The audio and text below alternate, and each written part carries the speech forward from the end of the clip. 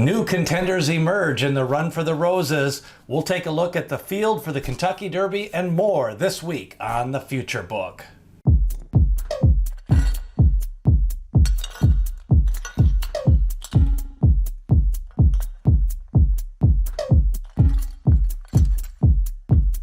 This week on the Future Book, no prep races and a lot of changes in the last week in the Kentucky Derby and Kentucky Oaks fields. Not as many in the Oaks, but in the Derby, we're taking a look at the changes this last week. It looks like Concert Tour is officially out. He is going to be going to the Preakness Stakes.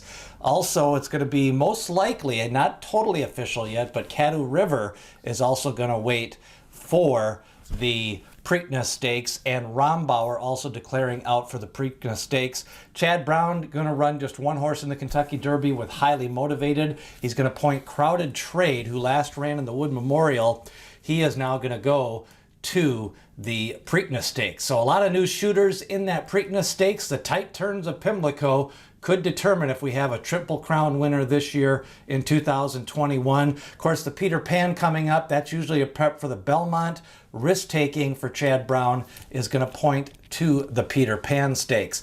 Big workout tab on Saturday and Sunday, along with Friday for the contenders. Todd Pletcher on Friday sent out his big three, actually four, with Known Agenda, Sainthood, Dynamic One, all working out. And it looks like he's going to be well represented with four horses in the Kentucky Derby this year. Meanwhile, on Saturday, Soup and Sandwich for trainer Mark Casse. He went 6 furlongs, galloped out 7, almost a mile in 1:39 and change. It was a good workout. He is seems to be putting on some weight and adapting to the cooler weather of Kentucky. Of course, he's lightly raced with only 3 horses, and he ran second last out on a biased racetrack in the Florida Derby. He set all the pace, was kind of hounded on the front end. He had to establish position from that 8th post, and with the recent addition of the horses going to the Preakness, Soup and Sandwich is one of those 2-3 horses that could be fighting for the lead early on in the Kentucky Derby or just off the pace. We do have a Derby speed figure analysis and pace analysis up if you want to watch that. We'll be updating that as the field changes this week. Highly Motivated worked on Sunday, galloped out 6 furlongs in 1:15 and change. A slow maintenance work coming off a tough Bluegrass Stakes. It should get a lot out of that race, just his second race of the year. And he didn't get as much out of that first race because he kind of was shuffled back going into the turn in the Wither Stakes, actually in the Gotham Stakes where he finished 3rd. So I think Bluegrass could be well represented with Essential Quality and Highly Motivated, both coming out of that Bluegrass Stakes.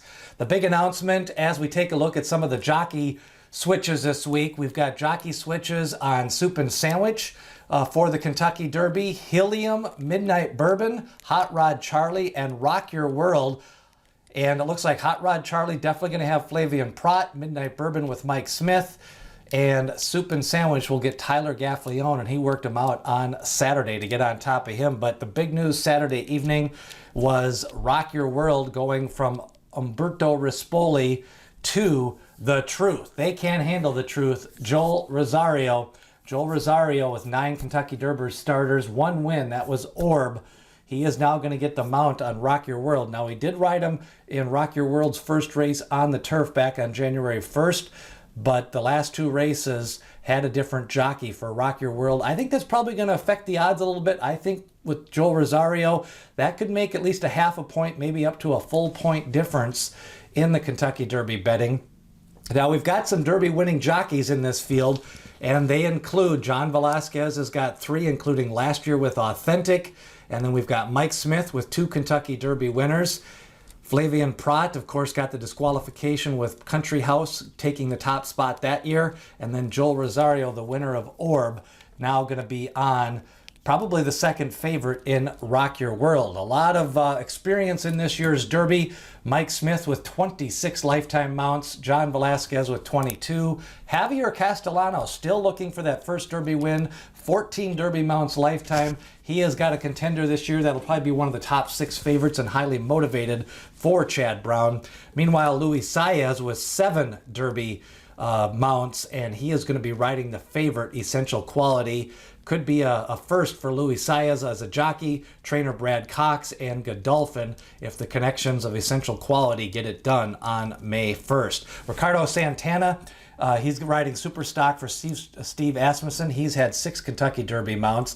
And the rookies this year, Kendrick Carmouche, going to try to make it back-to-back bold finishes, as of course he closed from the clouds in the Wood Memorial to win with Bourbonic. He's going to come back with Bourbonic and ride for Todd Pletcher in the Kentucky Derby. Bourbonic did work out in company with Dynamic One. Dynamic One seemed to get much better end out of that workout, but I think Bourbonic's a closer, and I think that's the way they're going to lead right now.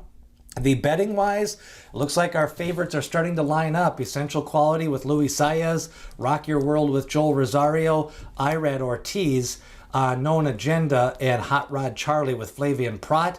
I think Essential Quality probably about 3-1.